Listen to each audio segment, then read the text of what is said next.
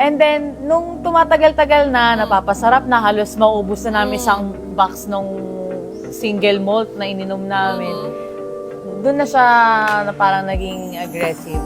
Nagsalita na ang Viva Max actress na si Ava Mendez kaugnay sa lumabas na issue patungkol sa kanila ng aktor na si Jack Roberto. Ayon kasi sa nag-viral na post sa social media ay nagpunta raw sina Ava at Jack sa kaarawan ng isang kaibigan kung saan nagkainuman. Namataan raw si Jack na nakikipaglandian sa mga usherettes at nagsyalisan raw ang mga ito dahil sa nailang ang mga ito sa aktor.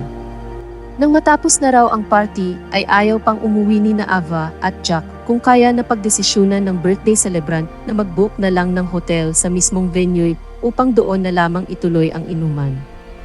Hindi raw makatiis ang aktor dahil sa elevator pa lamang raw ay niyayapos-yapos ng anito ang sexy star.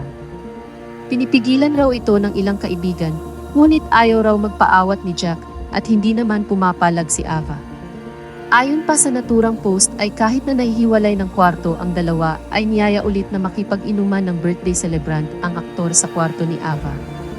Ngunit imbis raw na mag-inuman ay niyayakap, inaalmoy at hinahaplos ng aktor ang sexy star. Kahit anong pigil raw ng mga kaibigan ay hindi mapigilan ang dalawa at ipinagpatuloy ang kanilang lampungan. Nang matapos na raw ang inuman ay nag-uwian na ang iba at hinatid na raw sa kwarto niya ang aktor. Ngunit bumalik raw ito sa kwarto ni Ava.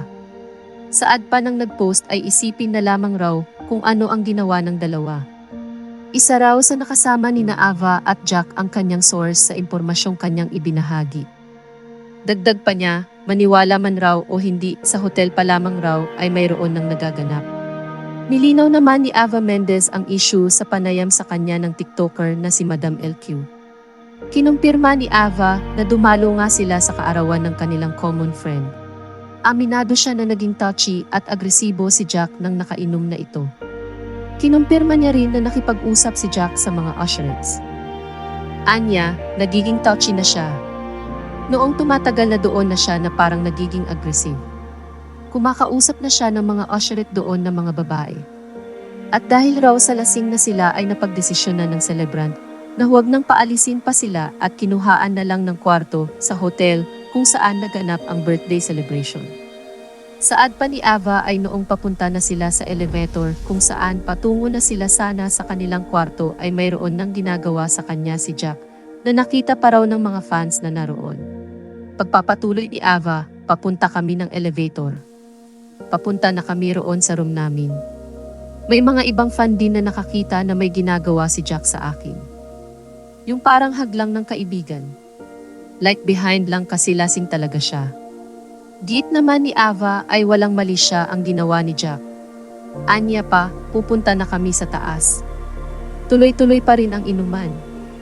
Doon na siya nagiging touchy-touchy. Sinabi ko sa mga kapatid ko at sa driver ko na alalayan na lang si Jack.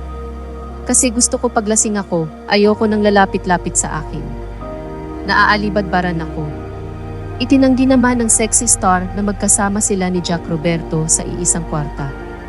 Anya ay kasama niya sa kwarto ang kanyang mga kapatid at kanyang driver, samantalang si Jack Roberto ay kasama sa kwarto ang kanya ring driver.